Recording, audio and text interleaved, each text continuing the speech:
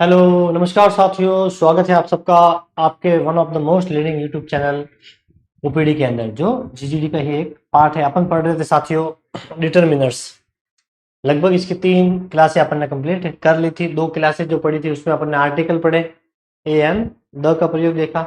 फिर कल वाली जो क्लास थी उसमें अपन ने डिटरमिनर्स के अंदर ही सम और एनी को पढ़ा। ठीक है, आज अपन देखेंगे much, many, each, every, this, that, these और दोज। ये सारे के सारे जो डिटरमिनर्स है वो अपन आज देखेंगे। इसके अलावा एक इंपॉर्टेंट डिटरमिनर और बचेगा, 2 इंपॉर्टेंट है, सॉरी, फ्यू और लिटिल, जिसमें few, a few, the few, little, a little और द लिटिल शामिल है। इसके अलावा कुछ ऑब्जेक्टिव प्रश्न है वो अपन करेंगे कल अपन इस चैप्टर को अपना कंप्लीट कर लेंगे। ठीक है, फिर अपन स्टार्ट करेंगे अपना नया चैप्टर, प्रेपोजिशन करेंगे या फिर हो सकता है अपन डिग्री ऑफ एडजेक्टिव शुरू करें। ठीक है, अपना 50% कोर्स जो है कंप्लीट है। अपन 10-15 क्लासों में लगभग तक सिलेबस कंप्लीट कर लेंगे। ठीक है, तो चलिए अपनी क्लास को शुरू करते हैं। यस, एक मिनट।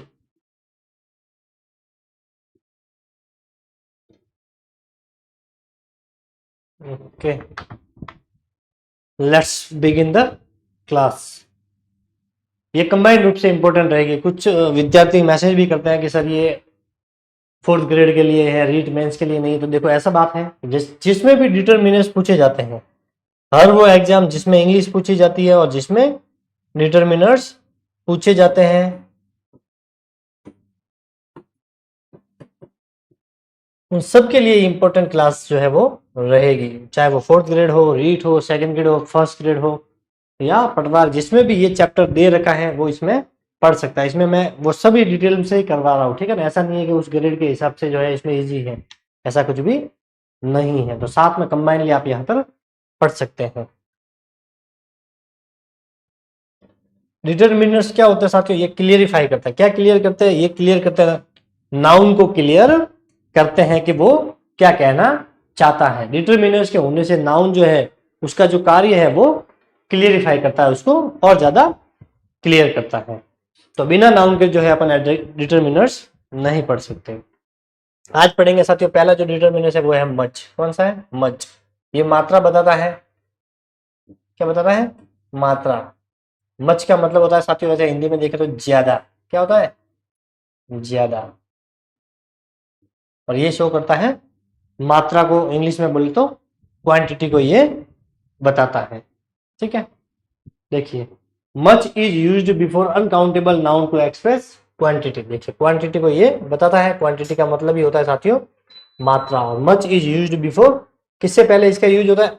अनकाउंटेबल नाउन के पहले इनका यूज होता है। तो बिना नाउन के जो है अपन डिटरमिनर्स नहीं पढ़ सकते, और नाउन के पहले जो ये आते हैं और उसे क्लियरिफाई ये करते हैं। नाउन का मतलब होता है संज्ञा, ये आप सबको पता ही है।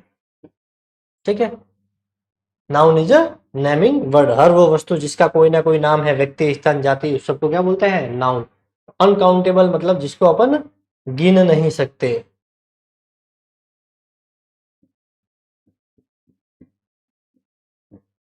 न गिनने योग्य जो होती है संज्ञा, ऐसी संज्ञा जिसे अपन काउंट नहीं कर सकते, गिन नहीं सकते। वाटर, पेट्रोल, डीजल, शुगर, ठीक है, सॉइल्स, ये सब क्या होता है? अनकाउंटेबल्स नाउन होते हैं, जिसे अपन काउंट नहीं कर सकते। अनकाउंटेबल जिसे गिन नहीं सकते, सीधा हिसाब ये है। पेन है तो पेन को अपन गिन सकते हैं। व्यक्ति है, बॉयज है, गर्ल्स है, इन सबको अपन काउंट कर सकते हैं, गिन सकते हैं। बुक है तो बुक को भी अपन काउंट कर सकते हैं। लेकिन ऐसी चीजें होती है जैसे हेयर्स है तो इसको अपन काउंट नहीं कर सकते। स्टार्स है, इनको अपन काउंट नहीं कर सकते। तो वो होता है अनकाउंटेबल नाउन। तो मच का जो यूज होगा वो अनकाउंटेबल नाउन के साथ में होगा, ये अपने को ध्यान रखना है। कैसे होगा देखिए, एग्जांपल देख लेते हैं। टी लिखा हुआ है यहाँ पर, तो यहाँ पर लिखा हुआ है वर्क, तो यहाँ पे क्या आ गया? मच।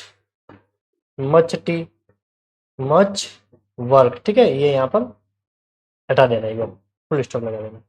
टी है, चाय है, लिक्विड है, तो लिक्विड जो है वो अनकाउंटेबल में ही आता है। धातु होती है वो भी सारी की सारी अनकाउंटेबल में आती है। वाटर, चाय, कॉफी, ये सब किस में आते हैं? अनकाउंटेबल। इसको अपन ऐसे नहीं, एक चाय, ठीक है, चाय होती है ना, तो चाय का कप को अपन गिन सकते हैं कि एक चाय का कप है, 2 है, 3 है, 4 है। लेकिन चाय को अपन एक चाय, 2 चाय, 3 चाय, इस प्रकार से इसे काउंट नहीं कर सकते। एक पानी, 2 पानी, ये नहीं होता। एक वाटर बोतल, 2 3 इस प्रकार काउंट हो सकते हैं, लेकिन पर्टिकुलर लिक्विड को अपन जो है काउंट नहीं कर सकते। वर्क जो होता है, जो कार्य इंसान करता है, अपन और आप कार्य करते हैं, काउंट को, कार्य को गिन सकते हैं क्या? मैंने आज 1 काम किया, 2 काम किया, ठीक है, 2 घंटे काम किया, 3 घंटे काम किया, इस प्रकार से अपन बोलते हैं, उसको अपन काउंट नहीं कर सकते, तोल थोड़ी सकते कि कितना कार्य उसने किया है। तो ये दोनों ही क्या है, टी और ये वर्क, दोनों ही साथियों अनकाउंटेबल है। क्या है? अनकाउंटेबल नाउन है। क्या है? अनकाउंटेबल नाउन है। ये भी नाउन अनकाउंटेबल, ये भी नाउन, और इनके जस्ट पहले ही यहाँ पर डिटर्मिनर्स का यूज होता है। पहला यूज तो ये हो गया, आपको समझ में आ गया कि मच का यूज अनकाउंटेबल नाउन के साथ में होगा। बिल्कुल आ गया। देखिए, much is possible when modified by so as too. यदि आपको वाक्य में सो एज मिल जाए या ट्रू मिल जाए, ठीक है, जिसको ट्रू नहीं पढ़ते ये ट्रू है, ठीक है। सो एज, जैसे या इसलिए के अर्थ में होता है। सो जैसे या इसलिए के अर्थ में इनका यूज किया जाता है। एग्जाम्पल देख लीजिए कैसे आएगा। Manisha read as blank as she could. Manisha read as much as she could. Manisha पढ़ती है जितनी वह पढ़ सकती है उतनी वह पढ़ती है। तो ये किसको बता रहा है? उसकी पढ़ने की हैबिट को बता रहा है कि वो कितनी जो है वो पढ़ सके, जितना ज्यादा हो सके उतनी वो पढ़ती है, इसीलिए मच का मतलब होता है ज्यादा। तो Manisha read as much as she could, वह जितनी पढ़ सकती है उतनी वह पढ़ती है, ज्यादा से ज्यादा जो है वो पढ़ने की कोशिश करती है। तो इसमें तो कोई दिक्कत ही नहीं है। आपको एज एज देखा मिल जाए, एज एज की जगह पे अगर सो एज भी मिल सकता है या सिर्फ सो मिल सकता है, तो इससे आप समझ जाना कि अपने को वहां पर क्या लगाना है, मच लगाना। लेकिन ये कि यही शब्द वापस मैनी में भी आएंगे, वहां पे फिर क्या पता चलेगा कि मच बनना है या मैनी बनना है, तो वो अपन मैनी में भी देखेंगे। दोनों में डिफरेंट ये मोटे रूप से मैं बता देता हूँ। मच जो होगा साथियों ये अनकाउंटेबल के लिए आता है, और मैनी जब आएगा उसके साथ में भी ये सो एज और ट्रू का यूज होगा, तो वहां पर जो होगा वो साथियों काउंटेबल होगा। क्या होगा? काउंटेबल। तो वाक्य को देखना है, अगर अनकाउंटेबल नाउन दे रखा है तो मच भर दीजिए, और काउंटेबल दे रखा है तो मैनी होगा। जब दोनों अपन पढ़ेंगे तब आपका जो है डाउट क्लियर हो जाएगा। देखिए, वी ड्रिंक ट्रू मच, हमने जो है ज्यादा पी ली या ड्रिंक कर ली। ट्रू मच का मतलब तो बहुत ज्यादा, ठीक है, तो ज्यादा के अर्थ में ही इसका यूज होता है। तो ये देखिए, ये तीनों शब्द है, ये तीनों आपको याद रखना। ट्रू का मतलब होता है ज्यादा के अर्थ में, ठीक है। अब देखिए यहाँ पे देखिए ड्रिंक है, पिया है उसने, तो पिया है मतलब कुछ ना कुछ उसने जो ड्रिंक की बात कर रहा है या किसी लिक्विड की बात हो रही है, यहाँ पे वाइन की बात हो रही है नॉर्मली, ठीक है। तो कैसा होता है? लिक्विड होता है। और लिक्विड क्या होता है? काउंटेबल होता है या अनकाउंटेबल होता है साथियों? ये होता है अनकाउंटेबल। और अनकाउंटेबल है तो सीधा सा अपने को पता है कि मच लगा देना है इसमें। और यहाँ पे भी देखिए, she read as much as she could, वह पढ़ती है। तो पढ़ना जो है, रीड करना जो है, इसे अपन काउंट नहीं पढ़ सकते, उसने इतना पढ़ा, 1 पढ़ा, 2 पढ़ा, 3 पढ़ा, ऐसा कोई होता है क्या? ठीक है, घंटे में जरूर काउंट होगा, 4 घंटे पढ़ा, 5 घंटे पढ़ा, लेकिन इस रीडिंग को अपन कोई तोल नहीं सकते कि आपको कितना पढ़ा है, 2 किलो पढ़ा है या 4 किलो। तो ये अनकाउंटेबल में साथियों आते हैं। तो अनकाउंटेबल है तो मच आ जाएगा। अगर यही काउंटेबल होता तो अपन मैनी लगा देते, वो आगे अपन देखेंगे, ठीक है। देखिए, मच का ही यूज पढ़ रहे हैं। मच का जो थर्ड यूज है वो है विद इंट्रोगेटिव वर्ब्स में। इंट्रोगेटिव का मतलब होता है प्रश्नवाचक। प्रश्नवाचक और वर्ब्स का मतलब होता है क्रिया, जिसमें किसी कार्य का करना या होना पाया जाता है उसे क्रिया कहते हैं, वर्ब्स कहते हैं, ठीक है। देखिए एग्जांपल देख लीजिए इसका। How blank money do they have, how much, how water did she have, how much. तो देखिए, इंट्रोगेटिव है, बिल्कुल है, प्रश्नवाचक चिन्ह है, और प्रश्नवाचक चिन्ह है इसका मतलब ये है हेल्पिंग वर्ब से शुरू होता है या फिर WH वर्ड से शुरू होगा। और ये देखिए WH वर्ड से शुरू हो रहा है, या तो W वर्ड होता है या H होता है, तो हाउ से शुरू हो रहा है, पीछे इंट्रोगेटिव मार्क है, बिल्कुल हो गया इंट्रोगेटिव। और वर्ब देख लीजिए, ये हैव दे रखी है यहाँ पर, और यहाँ पर दे रखी है ये है, ठीक है। तो इनके अकॉर्डिंग क्या हो गया? इनके अकॉर्डिंग देखिए ये यहाँ पर ये वर्ब्स दे रखी है, तो इंट्रोगेटिव है और इंट्रोगेटिव वर्ब्स है। जैसे हैव है, यहाँ पर दोनों में कौन सी दे रखी है? हैव दे रखी है। कौन सी वर्ब दे रखी है जो बी की फॉर्म है, तो हैव दे रखी है, और इंट्रोगेटिव मार्क लिखा हुआ है, इसके साथ में भी हैव के साथ में मार्क ऑफ इंट्रोगेशन दे रखा है। शुरू किससे हो रहा है? WH वर्ड से। इसके अलावा अगर इंट्रोगेटिव वाक्य है तो वो किससे शुरू हो सकता है? WH वर्ड से शुरू होगा, या फिर वो शुरू होगा हेल्पिंग वर्ब से शुरू होगा, ठीक है। और या तो हेल्पिंग वर्ब से होगा या फिर WH वर्ड से शुरू होता है। तो इंट्रोगेटिव वाक्य होता है वो WH वर्ड और हेल्पिंग वर्ब से शुरू होते हैं, ये ध्यान रखना है। तो हाउ मच मनी, अब देख लीजिए यहाँ पे मनी है तो अनकाउंटेबल है, पैसों को अपन यहाँ पर अनकाउंटेबल, लेकिन रुपीज जो है वो काउंटेबल है, ध्यान रखना। अपन बोलते हैं सब पैसे तो गिन सकते हैं, मनी तो काउंटेबल होना चाहिए, लेकिन मनी अनकाउंटेबल होती है, ध्यान रखना, ठीक है। यहाँ पे वाटर दे रखा है, पानी, तो पानी को भी अपन नहीं गिन सकते, तो पानी भी क्या है साथियों, अनकाउंटेबल नाउन है।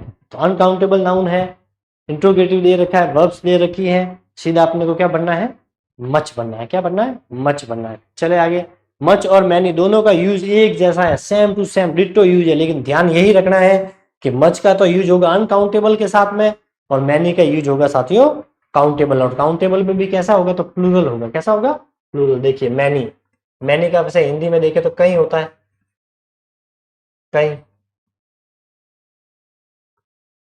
It is used before countable plural noun. देखिए वो अनकाउंटेबल के साथ में था, ये है काउंटेबल प्लूरल नाउन। काउंटेबल का मतलब होता है गिनने योग्य, गिनने योग्य। प्लूरल का मतलब होता है बहुवचन, प्लूरल का मतलब होता है बहुवचन, और नाउन का मतलब होता है संज्ञा, ठीक है।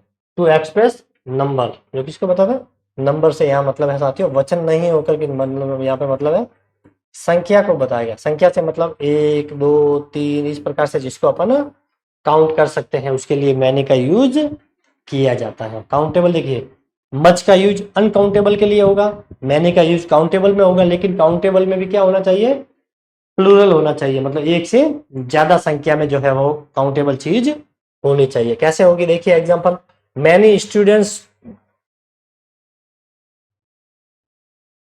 मैनी देखिए ये यहां तक ही है, ठीक है, फिर यहाँ पर ये अलग है।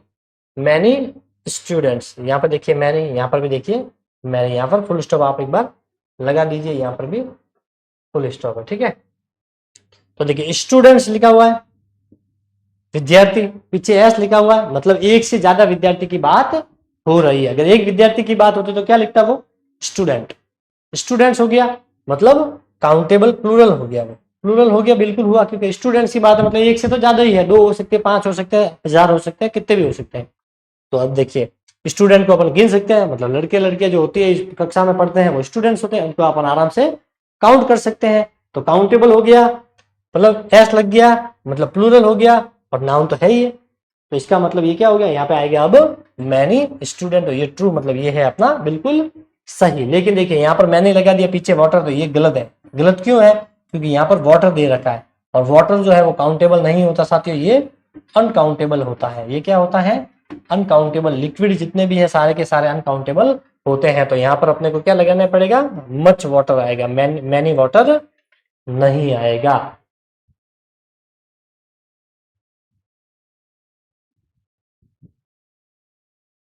ठीक है, यहाँ पे क्या आएगा, मच, क्योंकि वाटर जो है वो अनकाउंटेबल में आता है। तो यहाँ तक आपको समझ में आ गया कि अगर काउंटेबल नाउन है, काउंटेबल में साथ में वो प्लूरल होना चाहिए, बहुवचन में होना चाहिए, तो अपने को वहां पर मैनी का यूज करना है। नोट देख लीजिए, मैनी के बाद प्लूरल नंबर का प्रयोग होता है, जबकि मैनी ए या मैनी एन के बाद में सिंगुलर नंबर का प्रयोग होता है। ये इंपॉर्टेंट है, ये अपन वैसे सब्जेक्ट वर्ब एग्रीमेंट में भी अपन ये पढ़ेंगे, सब्जेक्ट वर्ब एग्रीमेंट पढ़ेंगे तो वहां पर ये पढ़ेंगे। अगर आपको सिर्फ मैनी का प्रयोग करना है तो वो काउंटेबल नाउन के साथ में प्लूरल के साथ में यूज होगा, जैसे अपन ने यहाँ पर किया। लेकिन अगर मैनी ए लिखा हुआ साथ में लिखा हुआ है या फिर मैनी एन लिखा हुआ है तो इनके साथ में सिंगुलर नंबर का प्रयोग होता है, यानी कि सिंगुलर नंबर पर्सन के साथ में भी अपन जो है इनका यूज कर सकते हैं। Many a friend, many a friends नहीं हो सकता है, ठीक है। देखिए एग्जाम्पल कैसे, बॉयज वर प्रेजेंट टुडे, तो देखिए यहाँ पर देखिए बॉयज लिखा हुआ है, क्या लिखा हुआ है, बॉयज। अब बताइए एक लड़का है या एक से ज्यादा है, तो एक से ज्यादा है, ऑब्वियसली ज्यादा है, क्योंकि एस लगा हुआ है, और एस या एस का प्रयोग ही बहुवचन के लिए किया जाता है। और लड़का है तो लड़के को अपन काउंट कर सकते हैं, तो यहाँ पे आ जाएगा many, many boys were present today. ज्यादा जो है मैनी, यानी कई बच्चे जो है वो आज प्रेजेंट थे, उपस्थित थे। देखिए यहाँ पे बॉय लिखा हुआ। अब सीधा बॉय को देखना है, अपने को कुछ नहीं देखना है। बॉय है, सिंगुलर है, एक है, और सिंगुलर के साथ में मैनी का यूज नहीं हो सकता, क्योंकि इसके लिए तो अपने को बहुवचन चाहिए, काउंटेबल होना चाहिए, लेकिन होना क्या चाहिए, प्लूरल होना चाहिए। तो इसके साथ में तो बहुवचन वाला होना चाहिए, तो इसके साथ में तो अपन जो है मैनी का यूज नहीं कर सकते, क्योंकि बॉयज नहीं लिखा हुआ, सिर्फ बॉय लिखा हुआ है। तो ए लिखा हुआ ना, यहाँ पे मैनी ये आएगा, क्या आएगा, मैनी। और ये तो ऑलरेडी दे रखा, तो many a boy has participate in the function. अब यहाँ पे मैनी आया, लेकिन क्यों आया, क्योंकि मैनी ए ये साथ में आया, ये यहाँ पे लिखा हुआ है, या तो ये ए लिखा हुआ है तो अपन यहाँ पे मैनी लगा सकते हैं, लेकिन आपको अगर वो खाली जगह देगा ना, तो इतनी पूरी खाली जगह देगा यहाँ तक, और पूरे में अपने को भरना पड़ेगा क्या, many a boy has participate in the function. ठीक है, तो ये ध्यान रखना। सीधा बहुवचन से अपने को तो पता करना है, बहुवचन है तो मैनी आएगा, बहुवचन नहीं है और फिर ऑप्शन में अगर ए लिखा हुआ है साथ में, तो आगे अपन मैनी लगा सकते हैं। ये ध्यान रखना कि अगर सिंगुलर काउंटेबल नाउन है, सिंगुलर, तो वहां पे अपने को मैनी का प्रयोग करना है, तो उसके आगे या तो ए होना चाहिए या फिर एन होना चाहिए। अगर ए और एन लिखा हुआ तो इसके आगे अपन सिंगुलर के साथ में भी मैनी का प्रयोग कर सकते हैं। देखिए यहाँ पर लिखा हुआ कि अगर मैनी ए है या मैनी एन का प्रयोग सिंगुलर नंबर के साथ में कर सकते हैं। तो अगर वाक्य दे रखा है, खाली जगह है, सिंगुलर भी नाउन है, और खाली जगह से आगे अगर ए लिखा हुआ है या फिर एन लिखा हुआ है और ऐसे खाली जगह दे रखी है, तो अपन यहाँ पर मैनी का प्रयोग सिंगुलर के साथ में भी साथियों कर सकते हैं। अदरवाइज मैनी का प्रयोग हमेशा जो है प्लूरल काउंटेबल के साथ में ही होता है। प्लूरल काउंटेबल नाउन के साथ में ही इसका प्रयोग होता है, सिंगुलर के साथ में नहीं होगा। अब यहाँ पे भी देखिए एन लिखा हुआ है, तो अपन यहाँ पे मैनी लगा सकते हैं। भले यहाँ पे देखिए एनिमल दे रखा है, एनिमल्स नहीं दे रखा है, सिंगुलर दे रखा है नाउन, सिंगुलर होने के बावजूद भी अपन ने मैनी लगाई है, क्योंकि अपन ने मैनी ए या मैनी एन के रूप में यूज करने पर अपन सिंगुलर के साथ में यूज कर सकते हैं। अगर मैनी के जस्ट बाद में कोई नाउन है तो फिर वो प्लूरल होना जरूरी है, लेकिन ए और एन अगर आर्टिकल लिखे हुए तो अपन मैनी का प्रयोग सिंगुलर के साथ में कर सकते हैं। ये एग्जाम में कई बार एग्जाम में प्रश्न बन चुका है।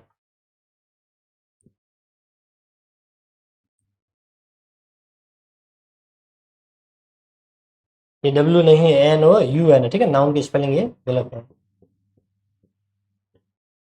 देखिए ट्रिक से वैसे इसको ऐसे भी याद रख सकते, मैनी प्लूरल काउंटेबल नाउन, कि मैनी के बाद में हमेशा ही जो है प्लूरल काउंटेबल नाउन का यूज किया जाता है। अगर मैनी है तो उसके जस्ट बाद में जो नाउन होगा वो प्लूरल होगा और काउंटेबल होगा, मतलब अपन उसे गिन सकते हैं, ऐसा वो नाउन होगा। अगर काउंटेबल नहीं है, प्लूरल नहीं है, तो मैनी का यूज नहीं हो सकता। लेकिन सिंगुलर काउंटेबल के साथ में मैनी का यूज कर सकते हैं, लेकिन उससे जस्ट बाद में जो है आर्टिकल ए या फिर एन होना अनिवार्य है। यहां तक आपको समझ में आ गया होगा, स्क्रीनशॉट ले लीजिए। चलते हैं साथियों आगे।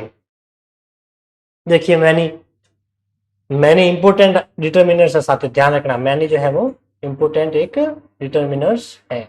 कई बार प्रश्न इससे बनते हैं। Many is possible when preceded by a good a great with affirmative word. अगर आपको अ गुड लिखा हुआ मिल जाए, अ ग्रेट लिखा हुआ, अ ग्रेट विथ लिखा हुआ मिल जाए, ठीक है, ए ग्रेट लिखा हुआ मिल जाए, और लेकिन उसके साथ में वहां पे वर्ब कैसे होनी चाहिए, अफर्मेटिव होनी चाहिए, सकारात्मक वर्ब होनी चाहिए, वो नेगेटिव वाक्य नहीं होना चाहिए, सकारात्मक वाक्य होना चाहिए। अगर सकारात्मक वाक्य है, वहां पर वाक्य में आपको अ गुड या अ ग्रेट लिखा हुआ मिल जाए, तो उसके साथ में भी अपन मैनी का यूज कर सकते हैं। देखिए एग्जाम्पल देख लेते हैं अपन। Ram's brother has made a good blank friends. तो Ram's brother has made a good, यहाँ पे क्या लिखा हुआ, अ गुड। अब अ गुड आ गया तो इसको बिना कुछ सोचे समझे अपने को सिर्फ यहाँ पे सीधा लगा देना है मैनी। क्या लगाना है, many. Ram's brother has made a good many friends. Ram का जो भाई है उसने कई जो है अच्छे मित्र बनाए हैं, made a good many friends, ठीक है। और वैसे भी देख लीजिए यहाँ पर क्या है, फ्रेंड्स है, जो क्या है, प्लूरल है, बिल्कुल है। और प्लूरल के साथ में भी कैसा है, काउंटेबल है कि अनकाउंटेबल। दोस्त को अपन गिन सकते हैं या नहीं गिन सकते, दोस्तों को अपन गिन सकते हैं, तो ये हो गया अपना काउंटेबल। और प्लूरल काउंटेबल नाउन है, तो प्लूरल काउंटेबल नाउन के साथ में वैसे भी क्या यूज होता है, वैसे भी इनके साथ में मैनी ही यूज होता है, मच यूज नहीं होता है, तो वैसे भी सही है। इसके आगे अपने को नाउन देखना है, काउंटेबल है, बिल्कुल है, प्लूरल है, बहुवचन है, एफ लगा हुआ बहुवचन है, तो वैसे भी मैनी आएगा। और ये याद नहीं रहे तो अगुड शब्द मिल गया आपको, ये देखने में अगुड, तो इसको भी देख के आप लगा सकते हैं कि यहाँ पर मैनी आएगा, नेगेटिव नहीं होना चाहिए वाक्य। Many is possible when modified by so as too. अब देखिए ये इंपोर्टेंट भी है, ये मच में भी आया था और मैनी में भी आ गया। देखिए वहां पे भी था सो एज और टू लिखा हुआ है, तो अपने को मैनी लगाना है, और वहां पे भी मैंने यही बताया था, वहां पे अपने मच लगाया। आप बोलोगे सर कैसे पता चलेगा कि मच लगाना है या मैनी लगाना है? तो मैंने आपको बताया है कि सो लिखा हुआ है, एज लिखा हुआ है, टू लिखा हुआ है, तो जो खाली जगह है उसके जस्ट बाद वाला जो नाउन है उसको देखना है, संज्ञा को देखना है। अगर वो काउंट कर सकते हैं और बहुवचन में दे रखी है, जैसे फ्रेंड्स, बॉयज, रूम्स, कार्स, इस प्रकार से लिखा हुआ है, तो मैनी आएगा, क्योंकि अपन इनको गिन सकते हैं। लेकिन अगर अनकाउंटेबल नाउन दे रखा है जिसको अपन नहीं गिन सकते, तो फिर मच का प्रयोग करना है। जैसे वाटर दे रखा है, पेट्रोल दे रखा है, डीजल दे रखा है, इस प्रकार का कोई शब्द दे रखा है, ठीक है, वर्क दे रखा है, तो इसमें अपने को फिर मच का यूज करना है, क्योंकि वो से अपन गिन नहीं सकते। लेकिन यूज दोनों में ही ये सेम हो रहा है, देखिए। लेकिन पता चलेगा अपने को नाउन से कि वहां पे मच बनना है या मैनी बनना है। India has won so many matches, तो देखिए मैच भी कैसा लिखा हुआ है, ऐसा लगा हुआ है, प्लूरल है, काउंटेबल है, ठीक है, काउंटेबल भी है। मैचों को गिन सकते हैं कि इंडिया ने 50 मैच जीते या 100 मैच जीते, तो काउंटेबल है, इसलिए मैनी आ गया। देखिए और एक देख लेते हैं, इंपॉर्टेंट है ये भी, with interrogative verbs. Interrogative verbs का प्रयोग अपन ने वहां पर भी किया था, कहां पर, मच के साथ में भी अपन ने यही प्रयोग किया था। प्रश्नवाचक क्रिया, क्रिया का मतलब वर्ब जिसमें किसी कार्य का करना या होना पाया जाता है उसे क्रिया कहते हैं। एग्जाम्पल देखिए, ये दोनों ही अपन ने उसमें भी पढ़े थे, किसमें, ये दोनों अपन ने मच में भी पढ़े थे।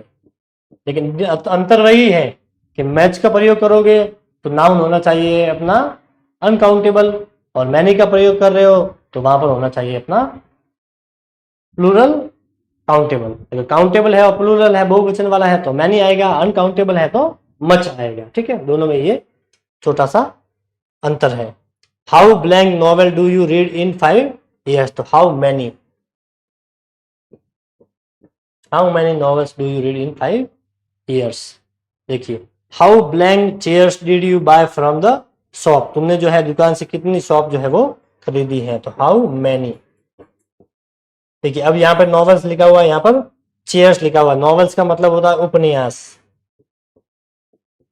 ठीक है, और चेयर्स कुर्सी जो होती है उसे चेयर्स बोलते हैं। अब नॉवेल जो होती है, उपन्यास जो किताब जो होती है, उसे अपन गिन सकते हैं कि भाई मान लीजिए शेक्सपियर ने 10 उपन्यास लिखे हैं, ठीक है, तो 10 उपन्यास लिखे तो गिन सकते हैं, 1 किताब, 2 किताब, 3, इस प्रकार से उपन्यास को अपन गिन सकते हैं। चेयर्स जो होती है, कुर्सियां जो होती है, उसे भी अपन आराम से गिन सकते हैं कि रूम के अंदर 20 कुर्सियां पड़ी हैं, तो 20 को अपन काउंट कर सकते हैं कि 20 है या नहीं है। तो दोनों ही नाउन कैसे हैं, काउंटेबल है, तो काउंटेबल के साथ में दोनों के पीछे एस लगा हुआ, मतलब प्लूरल है, बहुवचन में है, और बहुवचन में है और गिन सकते हैं, तो सीधा लगा दीजिए मैनी। अगर इसकी इन दोनों की जगह पर अगर ऐसा नाउन होता जिसे अपन गिन नहीं सकते, मान लीजिए अपन यहाँ पर कोई वाटर लिख देते, ठीक है, वर्क लिख देते, तो फिर अपने को ध्यान रखना पड़ता कि यहाँ पर मैनी का यूज नहीं होता, तो फिर इन दोनों के साथ में ही अपने को मच का यूज करना पड़ता।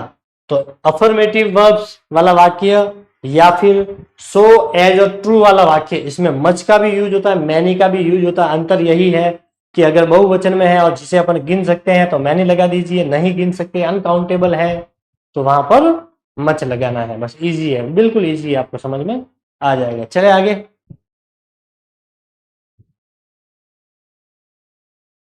देखिए ईच और एवरी, ईच और एवरी इनका मतलब होता है साथियों प्रत्येक,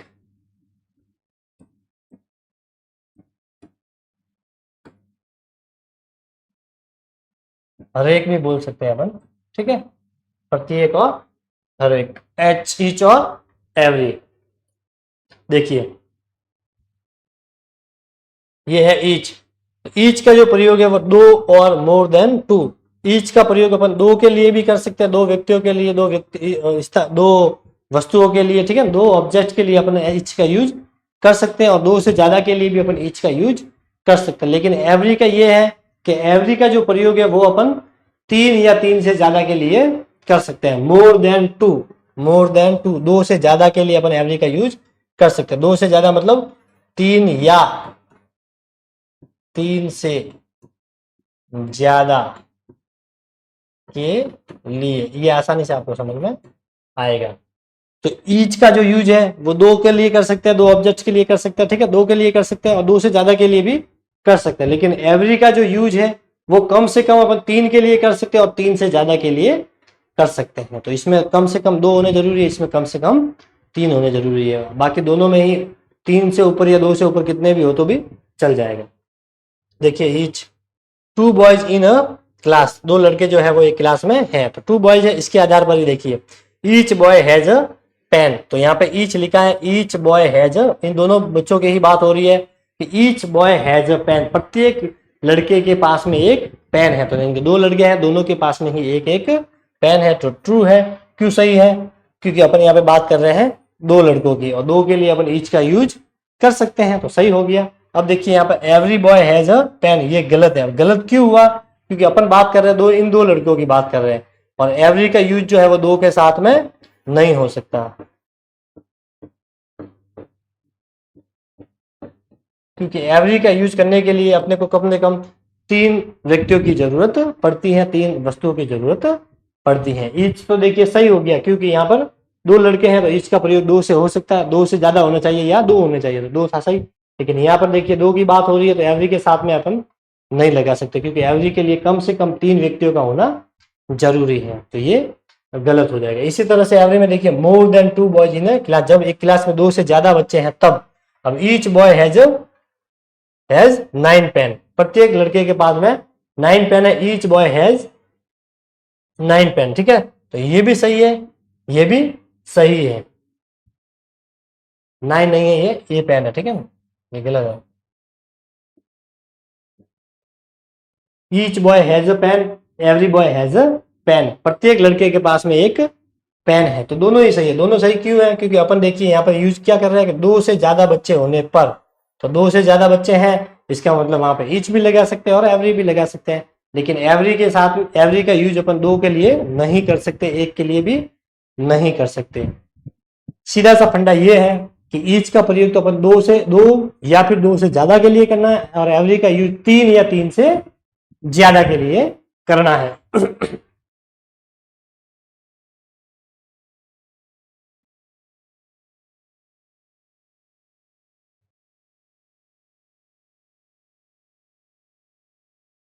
देखिए ईच प्रोनाउन और एडजेक्टिव के रूप में ईच के बाद ऑफ का यूज किया जा सकता है। तो ईच अगर प्रोनाउन और एडजेक्टिव के रूप में अगर ईच का प्रयोग कर रहे हैं, ठीक है, प्रोनाउन का मतलब होता है सर्वनाम और एडजेक्टिव का मतलब होता है विशेषण के रूप में अगर अपन ईच का प्रयोग कर रहे हैं या प्रोनाउन के रूप में ईच का प्रयोग कर रहे हैं, तो ईच के बाद में अपन ऑफ का यूज कर सकते हैं, ऑफ का यूज कर सकते हैं, ऑफ अपन वहां पर लगा सकते हैं। देखिए example, each of the teacher is doing his work, each of the teacher is doing his work, तो ये वाक्य बिल्कुल अपना सही है। लेकिन देखिए एवरी केवल एडजेक्टिव है, ये एवरी जो है ये अपन यहाँ पे प्रोनाउन के रूप में यूज नहीं आ सकता। ईच का प्रयोग तो अपन प्रोनाउन के साथ में या एडजेक्टिव के रूप में भी कर सकते हैं। प्रोनाउन के रूप में भी ईच का काम आता है और एडजेक्टिव के रूप में भी ईच काम आता है, लेकिन एवरी जो है वो सिर्फ और सिर्फ एडजेक्टिव के रूप में यूज होता है, उसका यूज अपन प्रोनाउन के रूप में काम नहीं ले सकते। इसीलिए ईच के साथ में ऑफ का यूज हो सकता है, लेकिन एवरी के साथ में ऑफ का यूज नहीं होता, ये ध्यान रखना इंपॉर्टेंट है ये। अतः एवरी के साथ में ऑफ का यूज नहीं होगा, यही इंपॉर्टेंट है साथियों, ठीक है, नहीं होगा। Example, every of the teacher is doing his work, तो यहाँ पे ये ऑफ जो है ये गलत है, इसका मतलब एवरी के साथ में ऑफ नहीं आ सकता, यहाँ पर ईच अपने को करना ही पड़ेगा। Each of the teacher is doing his work, प्रत्येक शिक्षक जो है वो अपना कार्य कर रहा है। ज्यादातर ध्यान रखना, मोटे रूप से इसमें नहीं दे रखता, मैं लिख सकता, इसका ज्यादातर जो यूज है ना वो सिंगुलर काउंटेबल नाउन के साथ में होता है। सिंगुलर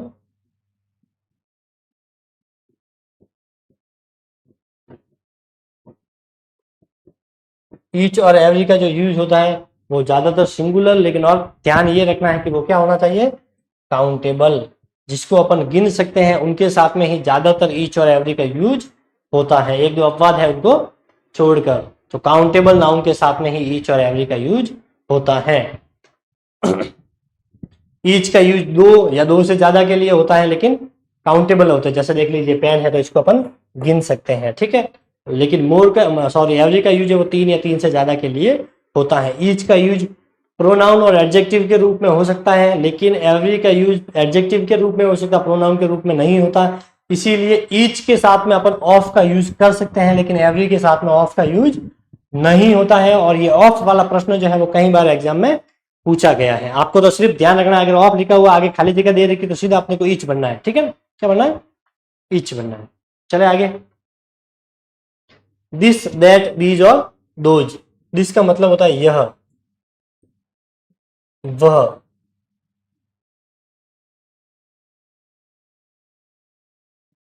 यह, दो यानी वह, ये होता है बहुवचन के लिए।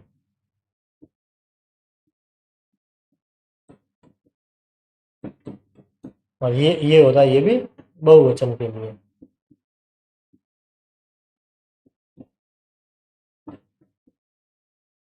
ये है, ये दोनों ही, ठीक है ना, ये दोनों ही है एक वचन के लिए।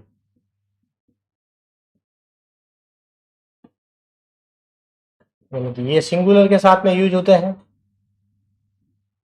दिस और दैट, और दीज और दोज जो है ये यूज होते हैं प्लूरल के साथ में, ठीक है। दिस का भी मतलब होता है यह, और दीज का भी मतलब होता है यह। दैट यानी वह, दोज यानी वे। वैसे वह नहीं होता, वे होता है, ठीक है। इसमें इसमें अपन वे कर सकते हैं, वे, ये हो सकता है, ठीक है ना। ये काउंटिटी को शो करता है। इंपॉर्टेंट यहाँ पर जो बात है वो यह है कि दिस का प्रयोग सिंगुलर के लिए होता है और दैट का प्रयोग भी सिंगुलर के लिए होता है। दीज और दोज जो है इनका प्रयोग बहुवचन के लिए होता है, यानी कि प्लूरल के लिए यूज होता है। देखिए दिस एंड दीज का प्रयोग पास की वस्तु व व्यक्ति के लिए किया जाता है। ये दिस और ये जो दीज जो है इनका प्रयोग पास के लिए, तो दिस इज ए पेन, मैं ये क्या है, दिस इज अ पेन। अगर यही दूर होगी तो मैं क्या बोलूंगा, दैट इज अ पेन, वह एक पेन है। दिस इज अ बोतल, यह एक बोतल है। अगर यही बोतल मेरे से बहुत थोड़ी सी दूर होगी, लगभग 20-30 फीट की दूरी पर, तो मैं क्या बोलूँ, दैट इज अ बोतल। बात वही है, पास में है तो दिस लगाना है, दूर है तो दैट लगाना है। और एक चीज है तो अपन ने लगा दिया इसके लिए pen, this is a pen. अगर यही ज्यादा होती एक से तो दीज आर पेन्स। अगर ये एक से ज्यादा होती, या दो हो गई, या ये पेंसिल मेरे पास में आ गई, अब ये तीन हो गई, तो मैं क्या बोलूंगा कि दीज आर पेन्स। अब ये दिस इज पेन नहीं हो सकता, पहले एक थी तो दिस इज पेन कर दिया, अब ये तीन हो गई तो क्या हो जाएगा, दीज आर पेन्स। आगे समझ में। यही अगर दूर होगी तो क्या हो जाएगा, दोज आर पेन्स, मतलब दूर के अर्थ में हो गई। समझ में आ गया। तो दिस का प्रयोग पास के लिए सिंगुलर के लिए होता है, ठीक है, और दीज का प्रयोग पास के लिए बहुवचन के लिए होता है। इसी तरह दैट का प्रयोग दूर के लिए सिंगुलर के लिए होता है, एक वचन के लिए, और दोज का प्रयोग दूर के अर्थ में बहुवचन के लिए होता है। दिस इज माई होम, देखिए दिस इज माई, यह मेरा घर है, मतलब पास में वही खड़ा है वो। These student read in class, these student read in class, way student जो है वो कक्षा में पढ़ रहे हैं। तो ये जो है ये पास के अर्थ में यूज हुआ है, और दीज जो है वो पास के अर्थ में यूज हुआ है, ये भी पास के अर्थ में यूज हुआ है, सॉरी।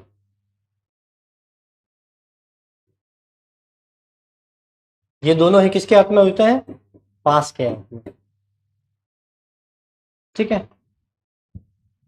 मतलब ये समझना आपको, तो ये वाला दिस और ये वाला दोज, ये दिस और दोज जो है, दिस और दोज, अब आपको समझ में आ जाएगा। दिस और दोज जो है ये पास के लिए होते हैं, पास के लिए, ठीक है। अब पास के लिए दोनों है तो कैसे पता चलेगा कौन सा लगाना है, तो सीधा सा हिसाब है, ये तो आ जाएगा अपना सिंगुलर के लिए एक वचन वालों के साथ में, और दोज आ जाएगा अपना प्लूरल के लिए। अब आपको समझ में आ गया होगा कि दिस और दोज दोनों ही पास के अर्थ में यूज होते हैं। सिंगुलर है तो दिस लगा दीजिए, प्लूरल है तो दोज लगा दीजिए। उसी तरह से देखिए दैट और दोज, दैट और सॉरी दीज, यहाँ पे दीज है, ठीक है। तो अब देखिए ये आ जाएगा दैट सिंगुलर के लिए, और दोज आ जाएगा साथियों प्लूरल के लिए, किसके लिए आ जाएगा? प्लूरल के लिए, बहुवचन के लिए। अब ये दोनों ही आते हैं साथ में दूर के लिए, किसके लिए आता है? दूर के लिए। तो दिस और दीज तो आ जाएंगे साथियों पास के अर्थ में, कोई चीज अपने पास में है तो दीज और दिस लगाना है। दिस आ जाएगा सिंगुलर के लिए और दीज आ जाएगा बहुवचन प्लूरल के लिए। उसी तरह से अगर कोई चीज दूर है तो दैट इज अ पेन, दूर है तो दैट इज अ पेन, तो ये हो जाएगा सिंगुलर के लिए। उसी तरह से अगर दूर है और एक से ज्यादा है तो अपन लगा देंगे दोज, क्या लगा देंगे? दोज। तो पास के लिए अगर एक चीज की बात करनी है तो दिस लगा दीजिए, एक से ज्यादा की बात करनी है तो दिस लगा दीजिए। दूर के अर्थ में एक व्यक्ति की या एक वस्तु की बात हो रही है तो दैट लगा दीजिए, एक से ज्यादा की बात हो रही है तो दोज लगा दीजिए। अब आपको यहां पर समझ में आ गया होगा। देखिए दैट एंड दोज का यूज फार ऑफ यानी कि दूर की वस्तु या व्यक्ति के लिए किया जाता है। That for singular and those for plural. समझ में आ गया? दैट का प्रयोग और दोज का प्रयोग दोनों ही दूर के लिए किया जाता है। दैट का प्रयोग सिंगुलर एक वचन के लिए और दोज का प्रयोग प्लूरल के लिए किया जाता है। एग्जाम्पल देखिए, that movie was worth watching. वह मूवी जो है वह वर्थ वॉचिंग थी, मतलब अच्छी मूवी थी, पैसा वसूल थी। Those books are in very good condition. वो जो बुक्स है वो जो है अच्छी स्थिति में थी। गुड कंडीशन का मतलब होता है अच्छी स्थिति में, उनकी जो स्थिति है बुक की वो अच्छी थी। Those books are in very, जो बुक तुमने मुझे भेजी थी मतलब वो जो बुक है वो एक अच्छी कंडीशन में थी। ठीक है,